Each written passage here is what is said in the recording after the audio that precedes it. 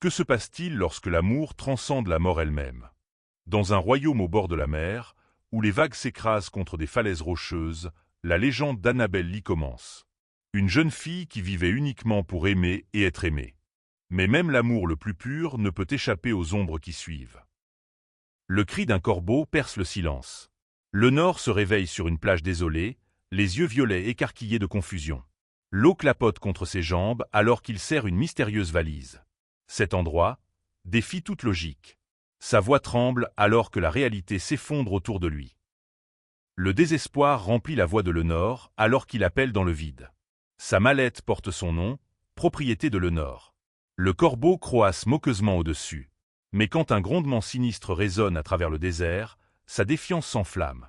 Restez en arrière, monstre. La terreur se matérialise sous forme humaine. Annabel Lee apparaît, cheveux blonds en désordre, armes levées, exigeant qu'ils restent avec eux pour toujours. Mais ils ne sont plus humains. Une brume surnaturelle tourbillonne alors que des entités fantomatiques s'approchent. La chasse a commencé. Une orbe lumineuse frappe l'eau avec un bruit sourd. Deux âmes perdues se rencontrent sur cette plage cauchemardesque. La fille aux cheveux roses se présente timidement. Son vrai nom est la Seine, bien qu'elle grimace à la façon dont cela sonne. L'espoir scintille alors qu'il se serre la main. Ce bruit encore. Le grondement sinistre se rapproche, mais le nord aperçoit le salut, un bâtiment perché sur la falaise. Main dans la main, ils courent le long du chemin côtier. Derrière eux, trois créatures horrifiques les poursuivent. Ignore-les, ordonne le nord. Ils sont lents. La terreur s'empare de le nord alors qu'il chuchote avec urgence à Annabel, ils doivent courir au compte de trois. Mais son avertissement balbutié glace son sang. Derrière toi. Un cauchemar à bois avec un visage de crâne se profile dans l'obscurité. Je te protégerai, jure le nord alors que le chaos éclate autour d'eux. Des horreurs squelettiques avancent tandis que des esprits fuient dans la terreur. Son cri désespéré résonne. Éloignez-vous. Mais Annabel hésite, déchirée entre l'évasion et quelque chose de plus profond. Ne pars pas. Pas toi. Un garçon aux cheveux sombres apparaît, suppliant avec ferveur surnaturelle, restez avec nous. Son orbe lumineux reflète l'arme de Lenore. Alors que les filles fuient dans la terreur, serrant leurs mallettes, l'imposante structure de l'Académie Nevermore se dresse devant elles. Leur destination les attend. La peur saisit Annabel alors qu'elle jette un coup d'œil en arrière, des tentacules sombres se tordant à sa poursuite. Le son de la terreur, PAH, K, remplit l'air. Le nord se tient la tête dans l'angoisse, accablé par des forces incompréhensibles. Le cauchemar est loin d'être terminé. Bang! Des portes lourdes se ferment avec une finalité écrasante. Le nord sursaute au bruit, sa tenue formelle contrastant avec son expression sauvage. Dans l'ombre, des silhouettes murmurent de manière sinistre. As-tu ressenti cela? Bien sûr. Ils sont là.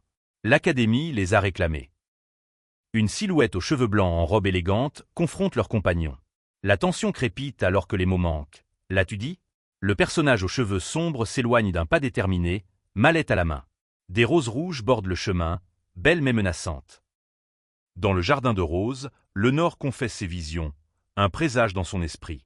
Annabel le rejette, irritée. Mais le doute le consume. Ai-je même une mère?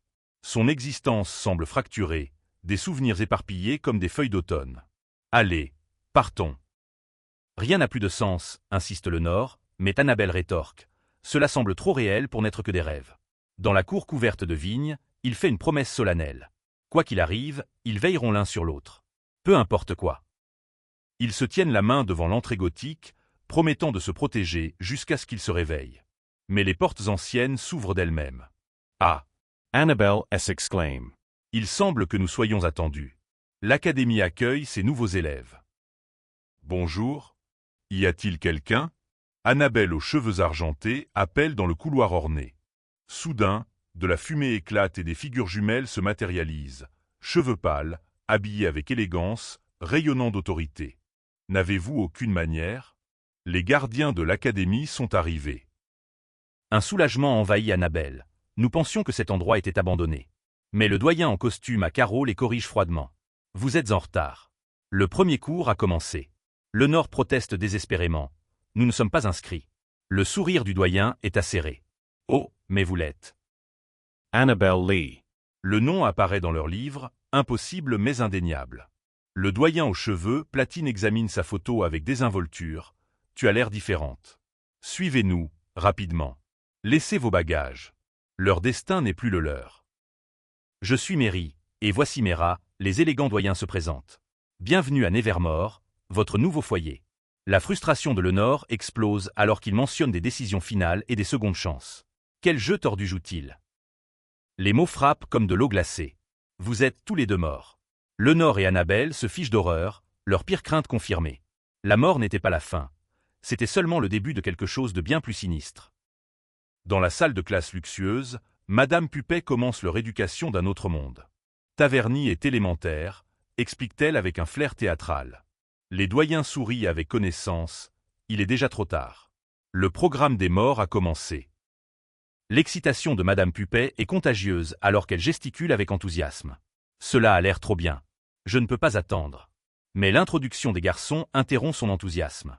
Puppet s'identifie l'un d'eux d'un ton sombre. L'ambiance passe de la joie à l'inquiétude. Le doyen Mary et le doyen Moore font leur présentation formelle à côté du tableau marqué « Nevermore ». Moore s'excuse pour leur retard tout en expliquant le royaume entre les vivants et les morts. Être à moitié mort a ses avantages, note-t-elle avec un humour noir. Vous pouvez sentir et entendre comme vous en avez l'habitude, explique Madame Puppet la dualité de leur existence. Mais vous pouvez être blessé. Ennuyeuse, terrible, banal, dangereux. Cependant, il existe aussi des formes fantomatiques, des spectres avec des capacités uniques liées à votre vie passée. Est-ce que ça va faire mal? Demande la fille aux cheveux roses avec peur. La réponse de Madame Puppet glace l'air. Oh chérie, ça pourrait. Videz votre esprit et écoutez attentivement. Bam. La transformation commence avec une force explosive, la terreur écrite sur son visage. Des ailes éthérées se déploient alors que la fille se transforme, ses cheveux argentés flottant comme de la lumière de lune liquide. Un cœur rouge lumineux pulse dans sa poitrine alors qu'elle devient quelque chose de plus qu'humaine. N'est-elle pas belle? Admire le doyen leur chef-d'œuvre. Voici Lady Jade, présente Madame Puppet la fille transformée. La tache rouge s'étend sur sa robe blanche alors qu'elle se tient la poitrine avec détresse. Une élève aux cheveux violets offre un réconfort cryptique. Toute la solitude que tu ressens, sois douce avec elle. Excellent performance, Annabelle Lee. Madame Puppet attribue des mérites, tandis que Lenore explose de fureur. Quel genre d'école est-ce? Au diable vos démérites. Sa rébellion résonne à travers la salle de classe ornée alors que d'autres élèves regardent en silence, stupéfaits. Bien au contraire, Lenore, une silhouette ombragée corrige avec une autorité sinistre. À l'Académie Nevermore, nous vous aidons dans votre voyage spirituel. Chaque semestre se termine par un examen final. Seuls les dignes réussiront. Ceux qui échouent ne sont pas adaptés.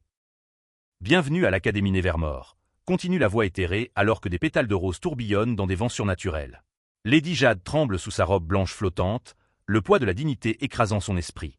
L'examen final plane comme une sentence de mort. Annabelle.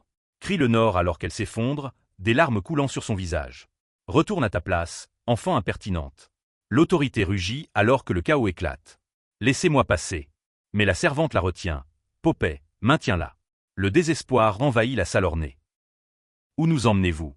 Exige Lenore alors qu'une silhouette pâle porte Annabelle inconsciente. Qu'en est-il du cours?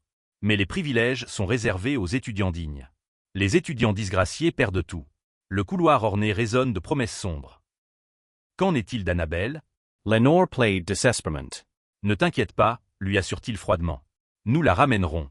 Mais quand ils refusent de la quitter, leur patience s'épuise. Ta chambre. L'ordre est final, absolu. Bang! La porte se verrouille avec une finalité écrasante. Seule, Annabelle se recroqueville sur elle-même, reconnaissant ce sentiment familier. Cela s'est-il déjà produit? La douleur est absente, mais quelque chose de bien pire a pris sa place. L'isolement complet. Dans le couloir teinté de rouge, Lenore aperçoit sa valise oubliée. Peut-être que quelque chose à l'intérieur peut aider. L'espoir scintille dans ses yeux violets alors qu'il s'approche de la mallette. Le désespoir le pousse vers toute possibilité de salut. Juste un tas de déchets, s'exclame Lenore avec frustration, examinant le contenu de la boîte. Mais alors qu'il tient les os piquants, la reconnaissance se fait. Pourtant, c'est familier d'une certaine manière. Ce sont mes affaires. Des souvenirs s'éveillent dans les ombres cramoisies. Où cacherais-je mes précieuses armes? Lenore cherche frénétiquement à travers ses possessions. Son expression passe de l'anxiété à une sombre satisfaction alors qu'il découvre un revolver. Voilà qui est mieux. Mais son triomphe se transforme en désespoir. Pas de balle. Un kit de couture attire son attention. Tu feras l'affaire, déclare-t-il avec une détermination renouvelée. Cela va marcher. J'ai déjà fait ça. La confiance grandit alors que la mémoire musculaire le guide vers un plan dangereux mais familier. Les ciseaux prêts à la serrure, Lenore se fige au son d'un clic. Non. Les doyens ne sont pas partis. Son cœur bat la chamade, TH Thump, alors que des images de crâne remplissent son esprit. Où sont-ils? La terreur le saisit dans le couloir étroit. Murd. Lenore jure, les yeux écarquillés de choc et de réalisation. Que sont ces choses? Elles ne sont pas humaines. La vérité se cristallise. Ces ravisseurs sont quelque chose de bien plus sinistre que de simples membres du personnel de l'académie. Des monstres en déguisement élégant. Suivez-nous, rapidement, ordonnent les doyens jumeaux dans leurs costumes assortis.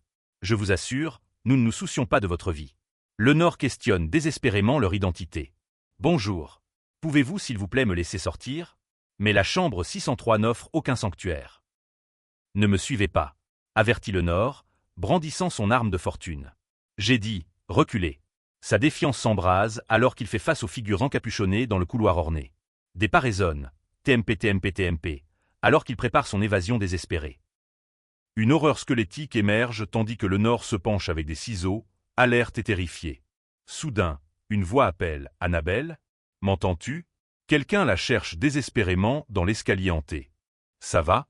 L'espoir perce l'obscurité. Quel endroit morne, observe Lenore à travers la fenêtre sous le ciel cramoisi. Un corbeau bat des ailes de manière sinistre à l'extérieur, et il sursaute avec une inspiration brusque, NGH. Même ici, des présages le suivent comme des ombres. Ah, c'est encore toi. Lenore s'adresse au corbeau, qui s'excuse de s'être glissé. Mais quand l'oiseau parle, le choc explose sur son visage. Pardon. Quelle partie n'as-tu pas comprise? La partie où je parle à un oiseau. Le corbeau se souvient d'avoir vu Lenore de l'autre côté du verre, l'appelant naïf. Lenore répond avec sarcasme malgré la conversation surréaliste. Mais soudain, le corbeau avertit d'un danger. Les filaments sont derrière lui. Le péril approche. Wham. 3 figures maîtrisent Lenore, ses ciseaux tombant inutilement. Combien de démérites pour avoir agressé un doyen? Se moque-t-il. Cela n'a jamais été fait auparavant. Est-ce tout ce qui se passe maintenant? Demande-t-il sarcastiquement, même dans la défaite. Pourquoi devez-vous être ainsi? Questionne le doyen avec une fausse préoccupation. Nous essayons de vous aider. Lenore refuse de croire leurs mensonges. Alors ne soyez pas surpris si les choses tournent mal. Leur véritable objectif, le briser complètement. Une fille aux cheveux orange vif apparaît à la porte 603, des clés tintant dans sa main. Je suis désolé. Je dois interrompre quelque chose. Mais son sourire éclatant perce l'attention. Je suppose que je suis ta colocataire? Une nouvelle alliance se forme. Dans le coucher de soleil ardent, Lenore se tient près de la fenêtre avec des morceaux de tissu déchirés éparpillés autour de lui, flexant un ruban rouge. Une femme gothique aux cheveux blancs flottants partage un moment intime à proximité. Mais la fille aux cheveux orange interrompt. Que fais-tu? Les secrets se dévoilent. Que pourrait bien chercher Lenore?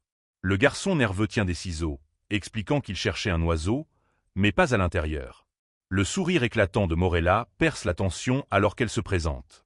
Le cours est terminé, et elle le rassure sur le drame manqué. Mais quelque chose semble différent dans cette rencontre. Morella cherche quelque chose qui manque autour de son cou, cette sensation fantomatique de perte. Elle décrit se sentir nue sans cela, saisissant des souvenirs qui s'échappent.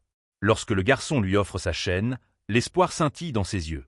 Peut-être que leurs souvenirs ne sont pas perdus pour toujours. Peut-être qu'ils doivent juste se rappeler comment les retrouver. Les yeux de Morella s'agrandissent alors que le garçon prend sa main, l'invitant dans sa chambre. Suivant les conseils de Miss Poppy pour se faire des amis, il la conduit à travers des couloirs bordés de lits. Ils arrivent dans un espace douillet réchauffé par la lumière du feu, où d'autres étudiants se rassemblent. De nouvelles alliances se forment dans les ombres vacillantes. Morella s'émerveille de leur bel environnement, mais la confusion de son compagnon grandit. Qu'est-ce que ce tableau de score sinistre gravé dans le mur? Noms et chiffres. Duc et Lenore affichant des pertes financières. Avant qu'elle puisse expliquer, une voix familière perce le mystère. Eh bien, regardez qui c'est. Les jeux sont sur le point de commencer. Duc s'approche avec une confiance maîtrisée, son accent français débordant de fausse admiration. Ici pour admirer votre travail. Lenore? Mais son ton suggère du respect plutôt que de la malice. Il est en fait un grand fan. En se présentant et en tendant la main, la dynamique change. Ce n'est pas la confrontation que quiconque attendait. Le bal élégant bourdonne d'énergie alors que le charme de Duc opère. Vous avez placé la barre très haut, taquine Théil, mais la réponse pleine d'espoir de Morella révèle une connexion sincère en train de se former. Je pense que nous allons bien nous entendre, Duc. L'atmosphère formelle s'allège alors que des plaisanteries ludiques circulent entre eux. Même les accusations d'être une petite sainte semblent être des taquineries affectueuses. La conversation prend un tournant sérieux. Morella admet qu'elle a perdu le contrôle. C'est compliqué. Quand quelqu'un propose d'aider à trouver Annabelle Lee, le désespoir s'insinue dans la voix du garçon. Peux-tu m'aider à la trouver? Le lieu élégant semble soudain lourd de tensions non dites. Tout le monde cherche quelqu'un. Une question obsédante résonne dans la pièce faiblement éclairée. Et si je te disais que je t'aimais? En bas, des pétales de rose encadrent un moment intime entre une beauté aux cheveux pâles et une intensité sombre. Mais l'amour s'est transformé en amitié, explique-t-il avec une résignation silencieuse. Elle a maintenant un nouvel ami. La douleur du remplacement est plus profonde que le rejet. La colère de Duc explose. Toi, petite. Mais le sourire de Lenore révèle qu'elle pense déjà 3 étapes en avant. Sa solution est meilleure. La sonnerie insistante de la porte interrompt leur échange enflammé alors que le temps s'écoule. Lenore? Il est temps de rentrer. Ils feront face à des sanctions s'ils traînent. Les jeux ont des conséquences. Quel est son problème? Duc et Morella plaisantent sur l'humeur maussade de quelqu'un alors qu'ils descendent l'escalier orné. Je n'en sais rien, elle a été insupportable toute la journée. Mais leur plaisanterie ludique se transforme en urgence alors que Morella les pousse en avant. La date limite approche, et ils ne peuvent pas se permettre d'être de mauvaise humeur maintenant. Dans l'atmosphère teintée de rouge, les tensions atteignent un point de rupture. Le garçon met en garde contre l'accumulation de sanctions, tandis que Morella s'assoit pensivement avec sa cuillère. Se mettre en colère ne fera qu'attirer plus de punitions, raisonne-t-il. Mais elle en a assez de laisser les gens l'atteindre. D'abord le doyen, puis Ada. La pression monte à un crescendo dangereux. Il est trop tard pour moi, désespère le garçon, sa chemise froissée reflétant son tourment intérieur. Je ne rattraperai jamais. Mais Morella ne le laissera pas se rendre à l'impuissance. Pas si tu n'essaies pas, rétorque-t-elle avec une détermination farouche. Sa question va droit au cœur de tout. Pourquoi la mortalité est-elle quelque chose que tu veux comme un jeu? Annabelle Lee apparaît, ses boucles oranges captant la lumière des bougies. Ce que tu as fait en classe. Tu sembles être une bonne amie, dit-elle avec une chaleur sincère. La réponse anxieuse du garçon, tiens bon, d'accord, révèle des préoccupations plus profondes. Mais quand il aperçoit Lenore lié dans des draps sur le lit, la panique le frappe. Oh, et Lenore. Quelque chose ne va pas du tout. Vas-tu essayer de sortir ce soir? L'inquiétude de Morella est palpable alors qu'elle met en garde contre les esprits patrouillants après les heures. S'il te plaît, ne fais pas ça, supplie-t-elle, ne voulant pas qu'il prenne des risques. Il accepte de rester en sécurité, mais ses pensées le trahissent. Il prévoit toujours de chercher Annabelle. Pendant ce temps, une mystérieuse femme blonde observe depuis l'ombre. Dans l'obscurité cramoisie, l'espoir scintille comme une flamme mourante. Ensemble, nous allons trouver comment échapper à cet endroit terrible, promet la fille pâle dans sa robe fluide.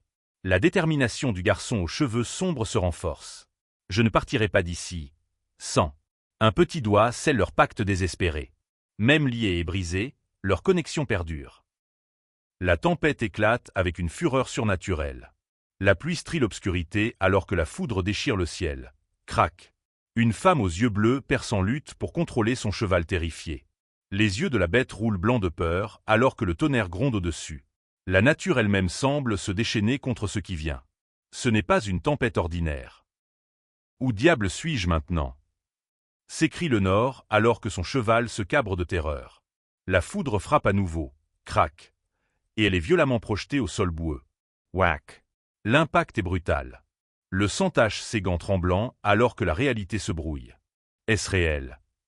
La tempête a déjà réclamé sa première victime, mais la mort n'est que le début. Je dois faire quelque chose, sinon cette tempête sera ma fin. Lenore lutte contre les éléments, sa voix se brisant d'épuisement. À travers la pluie, une silhouette familière s'approche. Lenore.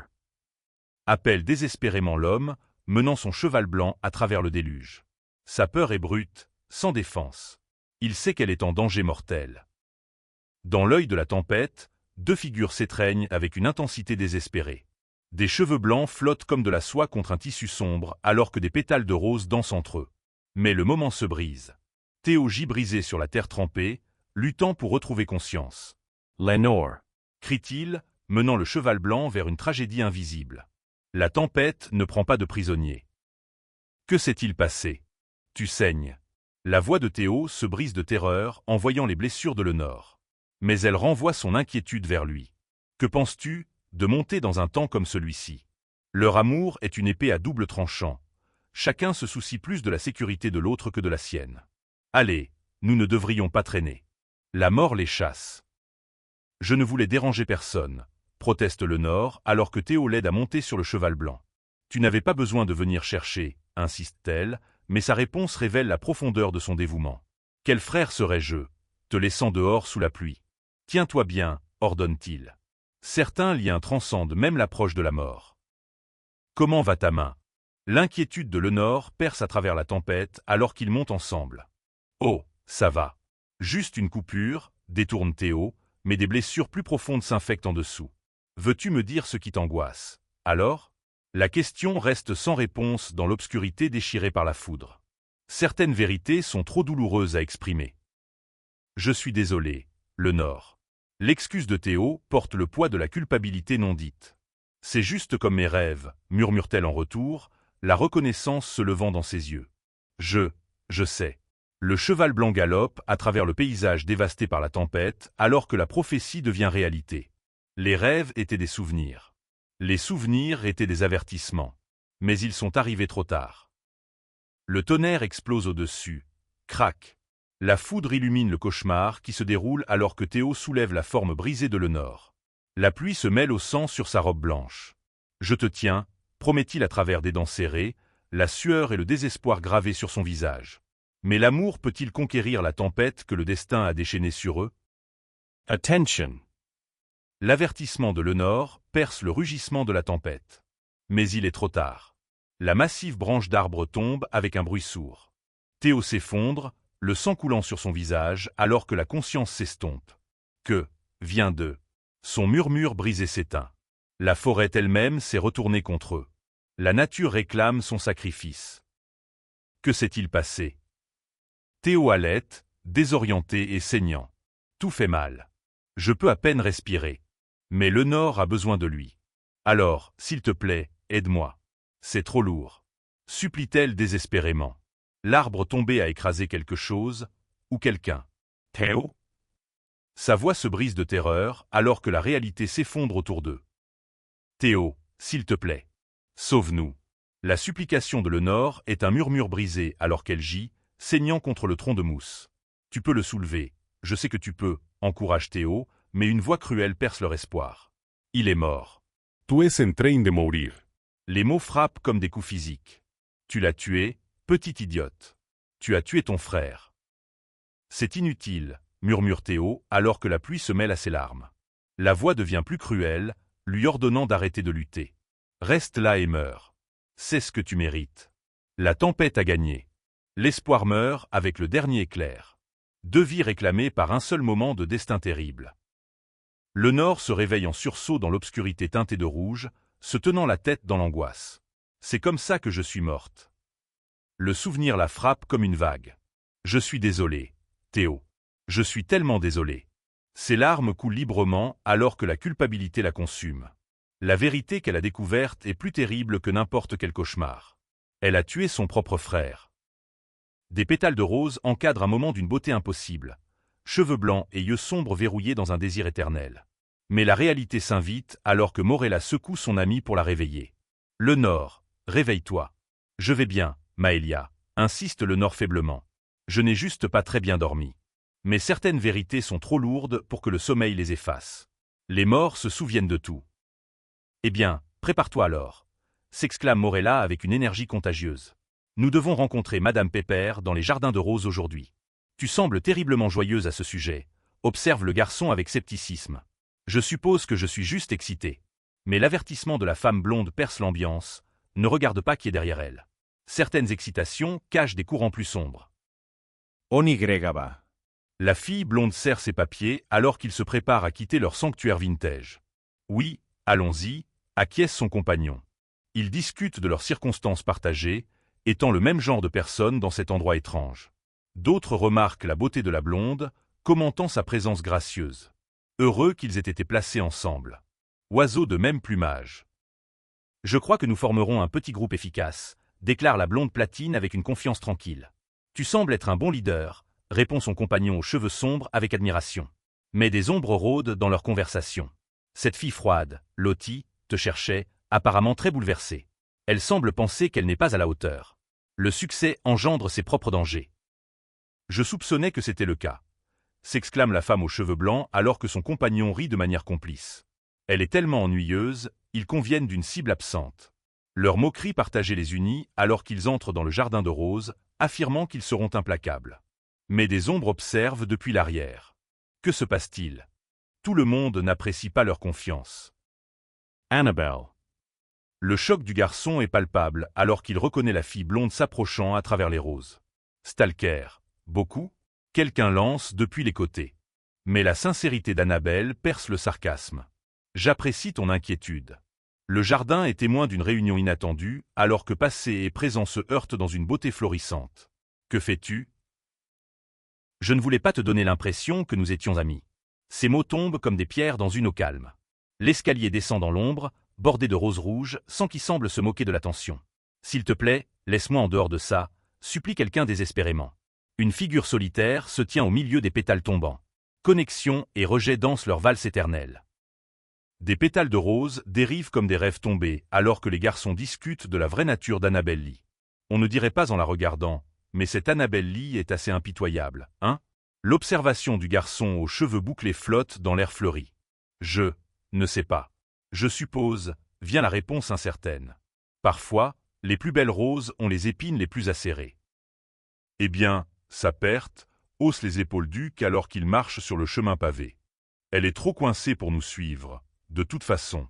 Mais leur rejet désinvolte prend une tournure plus sombre lorsqu'ils aperçoivent un portrait de la femme aux cheveux blancs. Allez, le Nord. Regárdela. Une fille comme ça?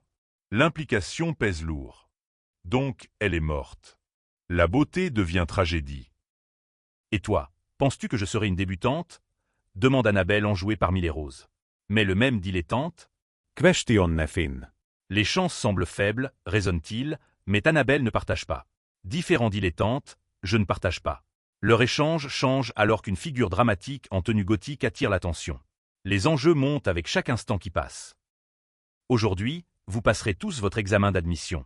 La femme vêtue à la victorienne s'adresse à ses étudiants anxieux avec autorité. Ne prenons pas plus de sanctions aujourd'hui, d'accord? Votre tâche est simple, explique-t-elle. Atteindre la sortie, par tous les moyens nécessaires. Quiconque abandonne ne fera que perdre son temps. Le labyrinthe attend. Certains tests n'ont pas de seconde chance. Les mains se lèvent avec empressement alors que l'instructrice aux cheveux roses essaie de reprendre le contrôle. Ce n'était pas une invitation à parler. Si vous avez des questions, levez simplement la main. La foule bourdonne d'énergie nerveuse alors que quelqu'un mentionne les spectres de la leçon d'hier. Choisissez vos partenaires judicieusement, conseille-t-elle. Dans cette académie, chaque alliance pourrait signifier survie ou perte. Montrons-leur ce que quelques distingués peuvent faire, hein? Propose Morella avec une détermination farouche. Pourquoi pas, acquiesce Duc avec confiance caractéristique. Bien sûr, mon amour. J'attends cela avec impatience, répond un autre avec enthousiasme. Mais au milieu des partenariats qui se forment, quelqu'un appelle désespérément. Pouvons-nous? Le labyrinthe testera plus que leur capacité. Il testera leur lien. Pas de raison de le retarder, déclare Annabelle avec une résolution tranquille. Entrons simplement. Son compagnon acquiesce alors qu'il se déplace parmi les étudiants habillés de manière formelle. Je me demande si nous aurons le reste de la journée de libre, se demande-t-il. Veux-tu explorer l'académie après cela? Mais leur conversation décontractée est interrompue par un POP. I go. Quelque chose a commencé. Où sommes-nous? La confusion du garçon aux cheveux bouclés résonne à travers le jardin mystique alors que des imposantes se ferment autour d'eux. Des murs couverts de roses s'étendent de manière impossible, créant un labyrinthe de beauté et de terreur. Mais dans le dernier moment, la passion s'enflamme, deux figures verrouillées dans une étreinte désespérée au milieu des pétales tombants. L'amour fleurit même dans le labyrinthe des morts. Quels secrets ces murs révéleront-ils?